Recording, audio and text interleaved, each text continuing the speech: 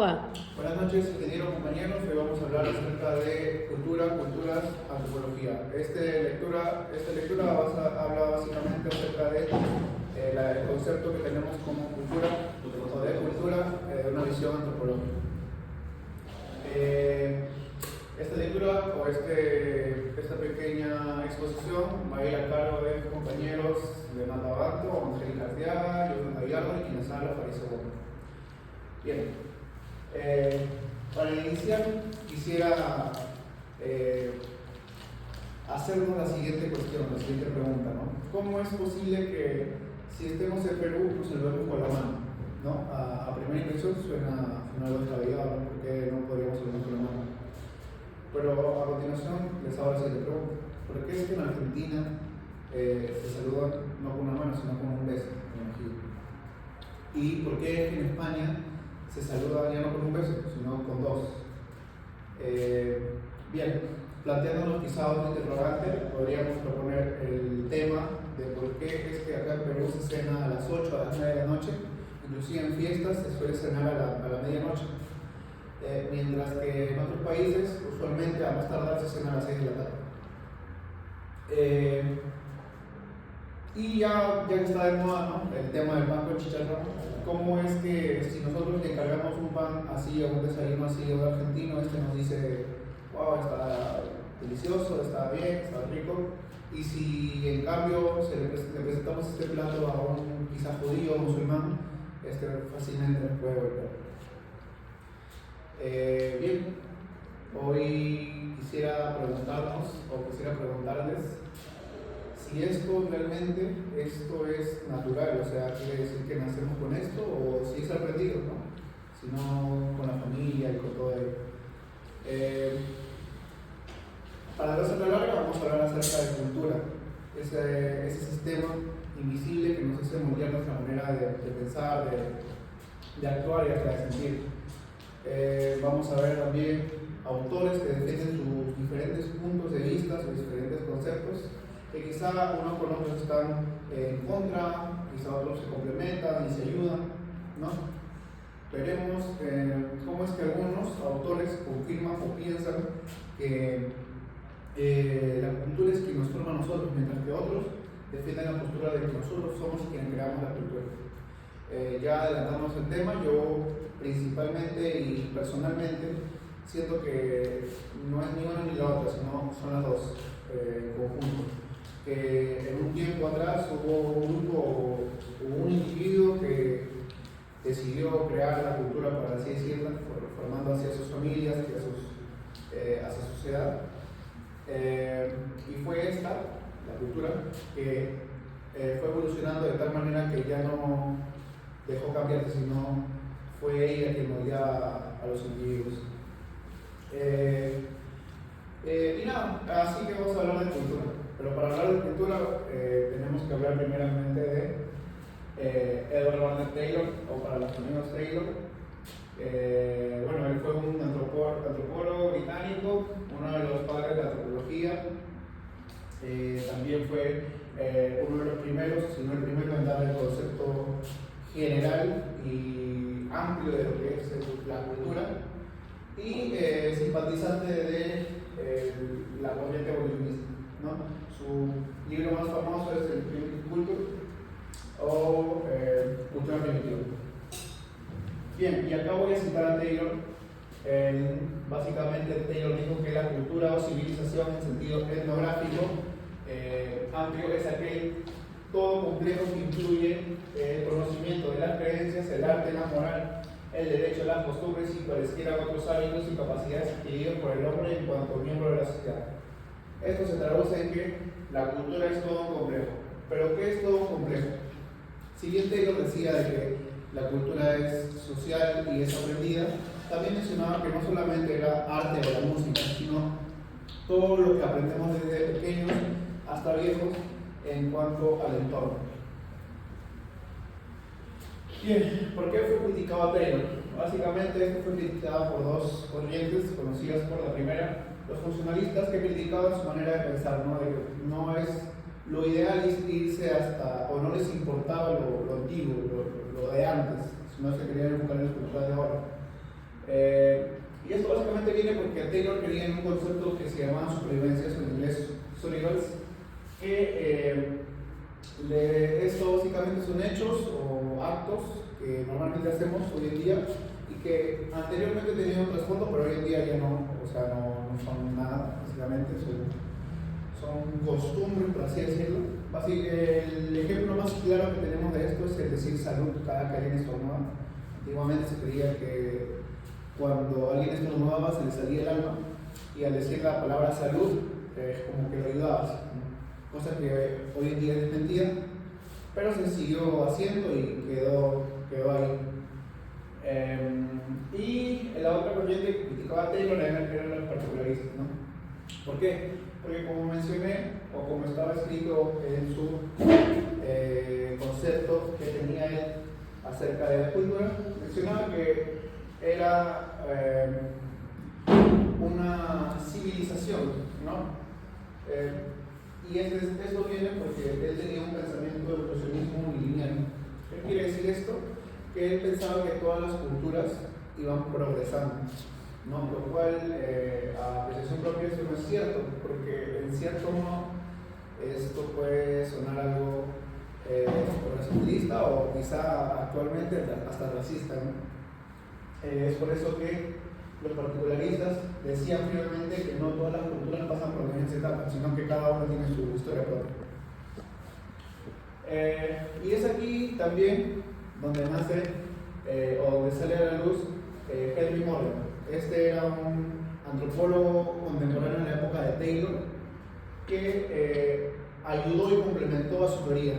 ¿Cómo ayudó y cómo complementó? Bien, sacó un libro llamado Ancient Society, donde dio a conocer el concepto de que la cultura pasa por tres etapas, ¿no? Salvajismo, barbarie y civilización. Que era uno complementó a lo de Taylor. Sí, claro. Y bien, otro principal hombre dentro de esta historia sería Franz Boas, antropólogo germano estadounidense, padre de la antropología americana, simpatizante del particularismo, como vimos anteriormente, y es aquel, o está además decir de que él quiere volver con el evolucionismo, ¿no? Su libro más famoso fue The Mind of Freed Men. Bien, y acá también cito a Boas. Boas dice que la cultura incluye todas las manifestaciones de los hábitos sociales de una comunidad, las reacciones del individuo en la medida en que se ven afectadas por las costumbres del grupo en el que vive y también los productos de las actividades en la medida en que se ven determinadas por dichas costumbres. Lo que Boas quiso decir fue que la cultura comparte con el relativismo cultural. Como mencioné anteriormente, Boas creía firmemente de que cada cultura no era mejor que cualquiera, sino que cada una tenía su historia propia. Y esto da continuidad a que Boas fue uno de los primeros en diferenciar, si no el primero, en raza de cultura, ¿no? Lo que para Taylor era, no estoy diciendo que él lo dijo, pero su idea sería algo similar, ¿no?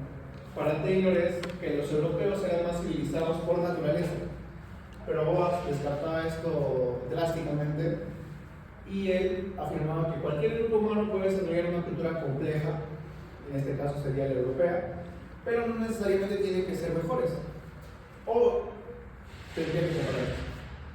Bien, también fue uno de los primeros en diferenciar lo que era la naturaleza de la cultura. Básicamente él decía que la naturaleza es algo biológico, no es algo que nos vivió por genes, como el ejemplo es de tener ojos marrones. Mientras que cultura es algo aprendido, que se transmite por convivencia, como el ejemplo que mencioné al inicio, el salvar a la mano.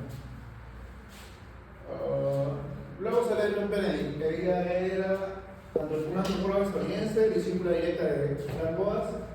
Ella fue la fundadora de la Escuela de Cultura y Personalidad y además también, como su mentor, apoyadora del relativismo cultural. Quizá no igual, pero asociado como claro, y defendía la diversidad humana. Su libro más famoso fue Patterns of Culture o Pautas Culturales. Y ella dijo lo siguiente. Bien. Una aclaración. Quizá en el libro que nos dieron no especificaron o no encontré un concepto de lo que ella generalmente dijo acerca de lo que es cultura. Pero pude rescatar alguna recopilación y básicamente ella da a entender que cada cultura tiene su propia personalidad, es decir, así como cada persona tiene un carácter o una forma de ser, las culturas también tienen una especie de forma de ser colectiva, que se refleja en cómo actúan, sienten y piensan sus miembros. Básicamente ella creía que la cultura es personalidad. Pero ¿cómo explica lo que es personalidad? Bien, ella siguió acerca de...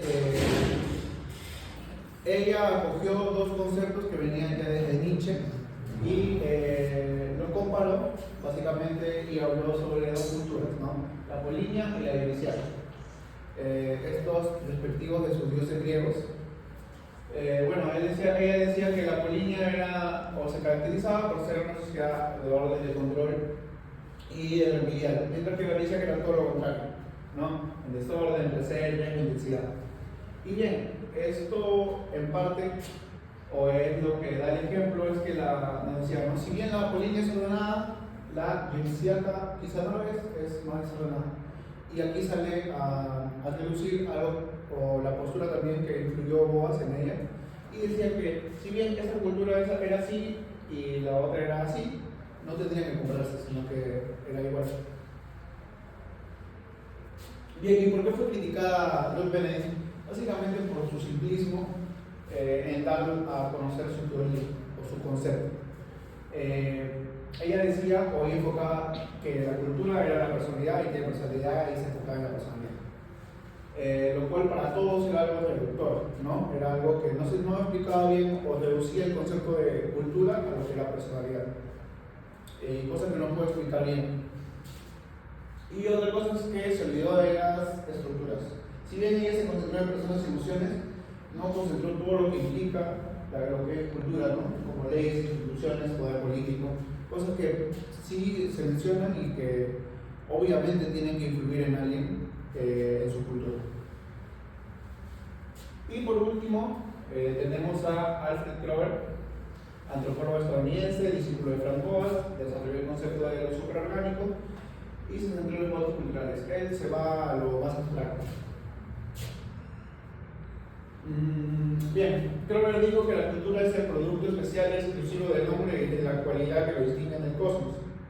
La cultura es a la vez la totalidad de los productos del hombre social y una fuerza enorme que afecta a todos los seres humanos sociales individualmente. Básicamente él dice que la cultura es superorgánica. ¿Pero qué es superorgánico? Bueno, lo superorgánico es un concepto más abstracto que no sé qué. Bien, entonces él decía que lo superorgánico no se podía ni explicar ni por lo biológico, que eran los genes del cuerpo, ni por lo psicológico, que era la mente y las emociones, sino que lo superorgánico básicamente era la cultura, lo que se entiende por lenguaje, valores, creencias, normas, etc. Es como decir que, por ejemplo, nos pongamos como ejemplo que escuchamos música, una música, por ejemplo, la contradanza, ese tipo de música te puede o no te puede, la puedes o no la puedes oír, eso básicamente es lo biológico. Te puede o no te puede gustar, eso es lo psicológico, pero lo que no puede hacer es que no transmites ese lenguaje que tenía o ese trasfondo que era que básicamente los indígenas lo hacían para triunfarse y para volverse a los españoles, ¿no? Mientras que ellos no estaban. Eso es sí o sí, o sea, no puedes decir tú. Y bien, la crítica de su pensamiento básicamente era demasiado abstracto, ¿okay? Él no se podía entender quizá a primera instancia, porque él creía que la cultura era una idea flotando por encima de las personas, ¿no? Y eso fue lo mismo que lo llevó a que lo apodaran el idealista platónico, ¿no? Ya que para él la cultura era perfecta e invisible. Gracias. Buenas noches, profesor. Soy Leonardo Abante y a continuación voy a continuar con la exposición y estamos hablando de Edward Budenau, el cual fue un antropólogo estadounidense que se dedicó bastante a la lingüística y esto lo utilizó mucho en su comparativa de la lingüística con lo que se llama la cultura. porque para él el lenguaje no es lo que se habla, sino todo lo que conlleva detrás, toda esa serie de reglas que vamos aprendiendo de manera inconsciente. Entonces para él la cultura es todo ese conjunto de reglas que están, que vamos aprendiendo, que somos, que sabemos que están ahí y nosotros vamos a utilizarlas para poder ir adaptándonos al medio ambiente en el que nos estamos encontrando. Es por ello que nos resalta mucho el análisis etnográfico, porque nos adentramos dentro de una comunidad donde cada uno tiene sus diferentes creencias, costumbres, pensamientos. Y para él no considera los objetos materiales como parte de la cultura. Como mencioné, pues el ejemplo, para él la cultura no sería esa pisar como tal, sino la elaboración que tiene detrás de ella y toda la ideología y paradigmas que han llevado a superar y que han llevado a cabo su desarrollo, ¿no? Ya, por ejemplo, tenemos esta imagen donde podemos ver una organización, una serie de personas de diferentes etnias, y nosotros ¿qué podemos pensar? Bueno, bajo la ideología de Goodenow, esto puede trasladarse como todas las creencias que tiene esta organización, como puede ser el tema del trabajo en equipo, el tema de la responsabilidad, y todo ello va a conllevar al trabajo que van a, bueno, los resultados a los cuales va a llevar todo el equipo de trabajo en sí. Entonces Goodenow trata mucho el tema del conjunto de reglas, y en parte es cierto, porque al fin y al cabo uno, cuando se adentra a una nueva comunidad, tiene que usualmente adaptarse. Sin embargo, el hecho de dejar muy de lado el tema de lo material es lo que me lleva a tocar el siguiente autor, el cual es Ronald Malinowski, el cual es, más que nada trata la cultura como ese medio que se ha hecho para satisfacer las necesidades. Y de esta manera es como que se generan distintos estilos de vida. Por poner una comparativa entre una tribu en la cual cómo obtienen sus alimentos mediante la caza y utilizan el fuego de una manera como se podemos recordar de manera arcaica.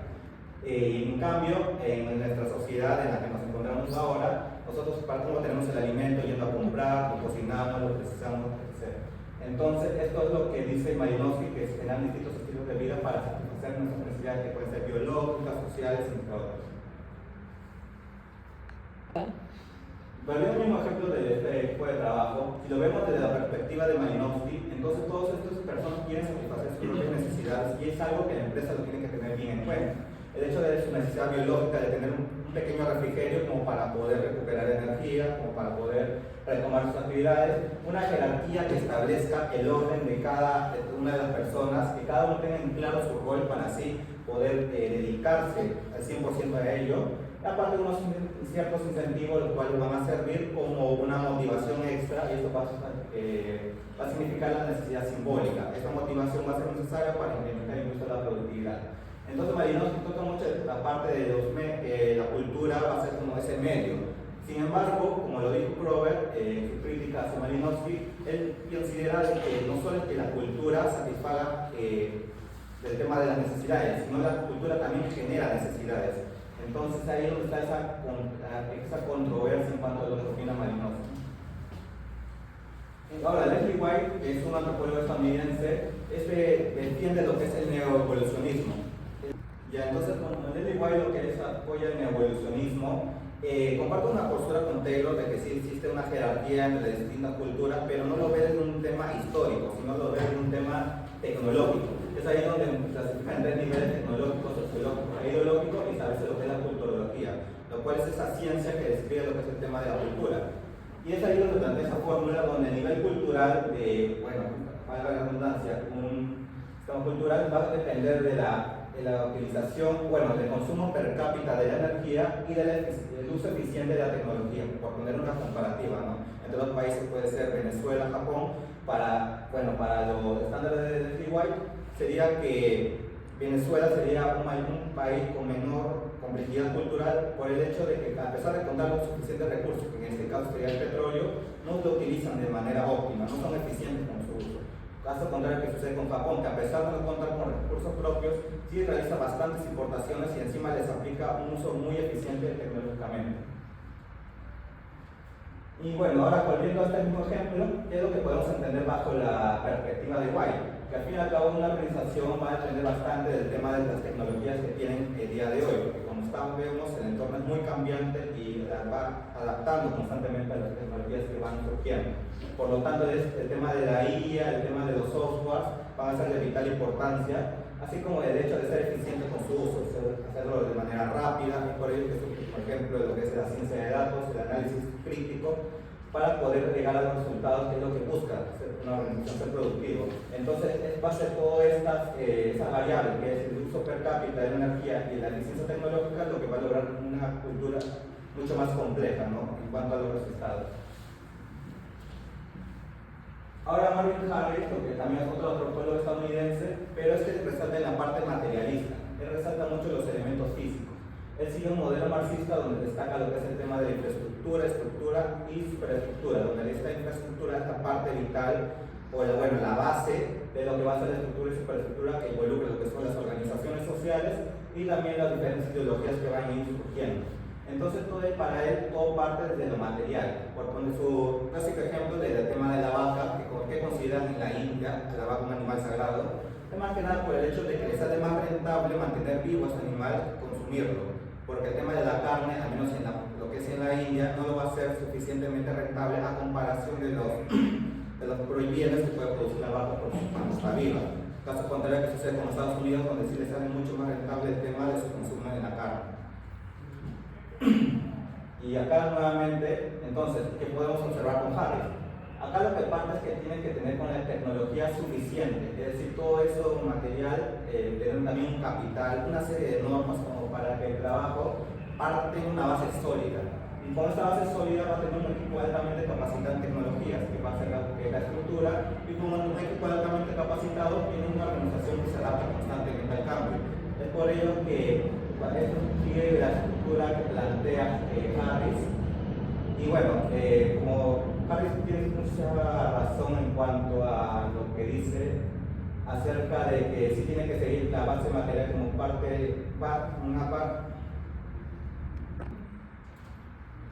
Y vamos ahora al último de los autores, que es Claude Lévi-Strauss, que bueno, él es un estructuralista. Él considera que la cultura es prácticamente un sistema en el cual todo tiene una conexión. Es decir, por ejemplo, en una sociedad en la cual si algo está prohibido, parte de una cultura justamente. Entonces todo tiene una conexión, todo tiene una coherencia. ¿Sí? Entonces acá lo que les plantea es que se sigan patrones comunes entre culturas y lo que se respeta es el tema de la dualidad. Es decir, para él una dualidad es lo natural que se separa de lo cultural. Por poner un ejemplo muy cotidiano, que me impediría por a mí el tema de, por ejemplo, pelearme con alguien, por decirlo así. Simplemente, naturalmente podría hacerlo, pero culturalmente está mal visto, porque es algo ya, un tabú que se ha implantado de que pelearse así porque sí, es algo irrespetuoso, entre otras cosas. Entonces, parte mucho de esta ideología, además que considera que las reglas, que a diferencia de lo que planteaba Budenau, las reglas son inconscientes, es decir, que están ocultas dentro de cómo nosotros vamos a actuar en una comunidad. Y entonces acá vamos a observar de que para Lévi-Strauss las organizaciones siempre van a buscar ser rentables. Al final y al cabo es objetivo, no a largo plazo. Y la dualidad siempre va a ser el tema del éxito o fracaso. Entonces, hay muchas formas vamos a lograr el éxito, pero ¿qué es lo que implanta una cultura organizacional? El hecho de cómo lo vamos a lograr. Es de ahí donde surge una política con la cual nosotros vamos a seguir las instrucciones, las actividades que se tienen que realizar acorde a cómo se está establecido para así poder lograr lo que es el éxito. Bueno, yo les voy a hablar acerca de lo que es culturas, inclusiones e exclusiones. Ok, vamos a partir desde la idea de Kissinger, que bueno, él tomó dos grandes posturas, las cuales para su pensar era que contenían demasiados conceptos acerca de la cultura y demasiado confusos. Entonces lo dividió en dos grandes bloques, que son los sistemas adaptativos y los sistemas ideacionales. Estos dos se subdividen en sistemas cognitivos, estructurales y simbólicos, y bueno, a continuación se los voy a explicar. Primero, los sistemas adaptativos. Para los sistemas adaptativos, nace de la idea de que el diseño biológico humano no está terminado. Entonces, la única manera de terminarlo, completarlo, era a través del aprendizaje cultural. En este caso, nos dan 4 puntos en los que varios autores están de acuerdo, coinciden, y son que las culturas son sistemas. Esto nace de las comunidades humanas, o sea, más que todo es para saber que la cultura es un conjunto de comportamientos organizados que ayudan a las personas a relacionarse con su medio ambiente, ¿no? Ya sea tecnología, medio ambiente, etc. También tenemos el cambio cultural, adaptación al medio. Esto se dice que se superpone a lo que es la selección natural. ¿Por qué? Porque el cambio cultural... ¿Y por qué se da? Porque se dice que el cambio cultural normalmente se da para que las personas traten de relacionarse con su entorno físico. O sea, primero se da lo que es el entorno físico y bueno, ¿no? Se tiene que adaptar a lo que son los cambios culturales, etc.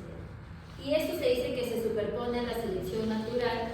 ¿Por qué? Porque es más fácil que se dé un cambio, ya sea en el entorno, que un... Ya, y esto se da mucho más rápido que un cambio genético, ¿no? Luego también tenemos el punto de la tecnología, economía, organización social. Estos son 3 puntos fundamentales que se dan en los cambios culturales para la adaptación. ¿Por qué? Porque primero, en este caso, se dividen en elementos primarios y secundarios y se dice que estos son los elementos primarios porque son los cambios a los que las personas se tienen que adaptar. Y bueno, los secundarios serían los que son la religión, la cosmovisión, etc. Y bueno, también todos los componentes ideacionales también son importantes para lo que es la adaptación cultural. ¿Por qué? Porque en estos incluyen, aunque suenen menos materiales, o sea, menos componentes materiales, también influyen. ¿Por qué? Porque va a permitir que las personas, a través de la religión, de los ritos, como por ejemplo los ritos que regulan la caza, la pesca, ayudan a lo que es el preservar especies o conservar recursos.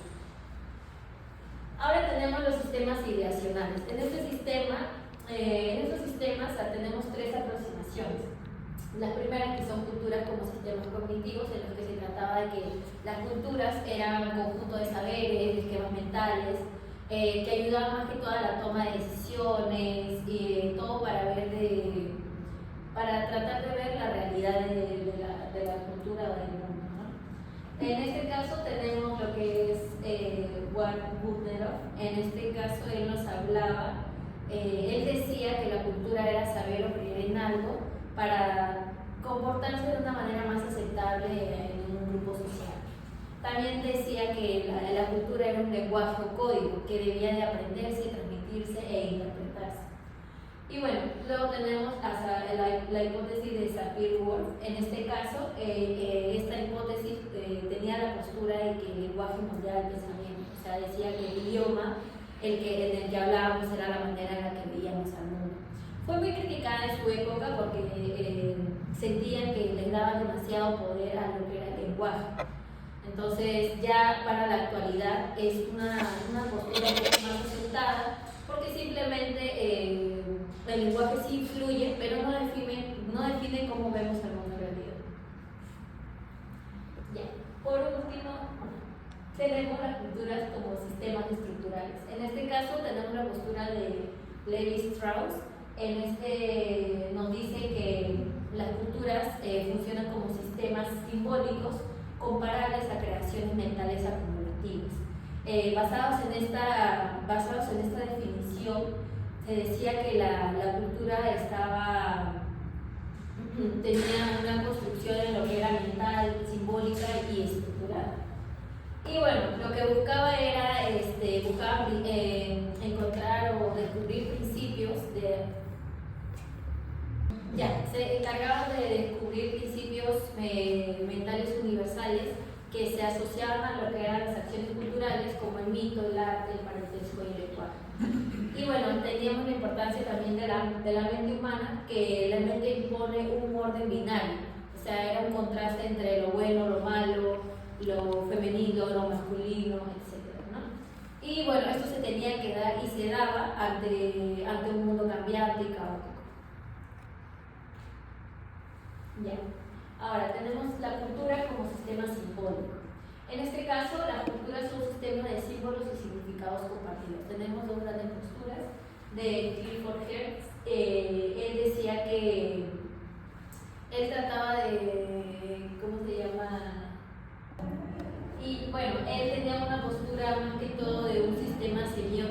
el que era, o sea, consideraba la cultura como un conjunto de textos. También era conocido por su descripción densa, que era uno de sus métodos más conocidos, o más famosos.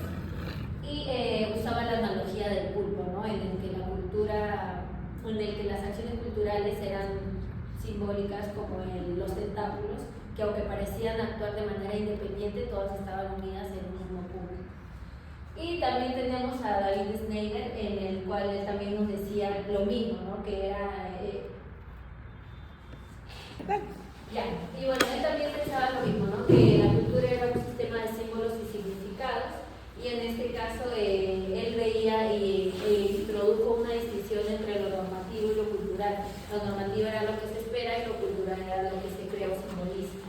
Y bueno, él utilizó la metáfora del teatro. En este caso lo que para él era que la cultura estaba asociada a la escena, a la escenificación, a la situación de la escena y a la situación también de los personajes.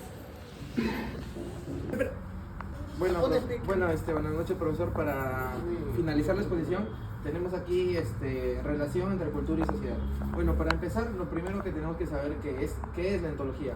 La ontología es lo que, es la cultura, y bueno, es lo que define en realidad a la cultura, es como esencia del ser humano. También tenemos la fenomenología, que es la que se manifiesta en las prácticas sociales, como cómo nos manifestamos, la familia que tenemos, dónde comemos, la manera en la que comemos. También tenemos componentes sociales, ya que la cultura siempre está anclada de la esencia de la sociedad. Y también tenemos, por último, ámbitos de acción. La cultura y la sociedad están relacionadas, están unidas, pero no se puede, están entrelazadas, es como que no se puede desunir. Y bueno, operan en ámbitos distintos que más adelante lo vamos a explicar. Tenemos sociedad y cultura. Para el primer enfoque que tenemos sería el enfoque, primera es que dice que para ellos en la sociedad se enfatizan las relaciones sociales, la manera de cómo nos relacionamos, como lo venía diciendo. Para ellos es muy importante eso. Y también la cultura, esta es la que enfatiza los recursos acumulados, es la herencia que nosotros vamos adquiriendo de nuestros familiares, por ejemplo, la herencia no solo física, sino también cultural, ya que nuestros familiares, por ejemplo, de la sierra, por así decirlo, tienen maneras diferentes de celebrar sus fiestas que las personas de la selva. Tenemos también la sociedad y cultura, pero aquí estamos en el enfoque de la antropología americana, en la cual hay tres autores. El primero, que es Schneider, que dice que la cultura tiene una independencia de las mentes individuales. Eso es lo que quiere decir, para un ejemplo breve, es las personas, por ejemplo, si yo creo en el matrimonio, no quiere decir, si yo creo en el matrimonio y otra persona no cree, no quiere decir que el matrimonio no exista, ya que a eso es lo que él quiere decir. También tenemos en Hertz, que es la cultura es un sistema de significados compartidos entre las mentes. Es algo como que cuando estamos en un salón de clases, yo levanto la mano y por ende tengo el derecho de la participación, y todos mis compañeros saben que yo por cultura me van a dejar hablar porque he levantado la mano, y es como una forma de respeto. También tenemos a Goodenough, que dice que la cultura es un sistema cognitivo para la acción social, ya que esta también es la manera, por ejemplo, en China las personas saludan de una manera diferente a nosotros saludamos con beso, ellos se inclinan al saludar a las personas.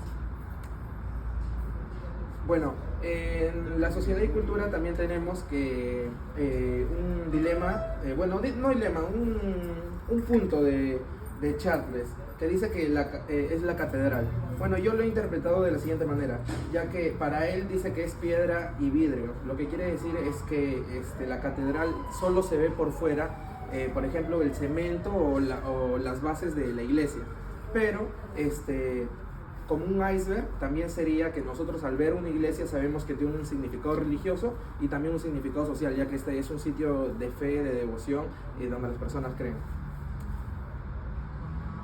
Para continuar tenemos la heterogeneidad y homogeneidad cultural. Las culturas homogéneas.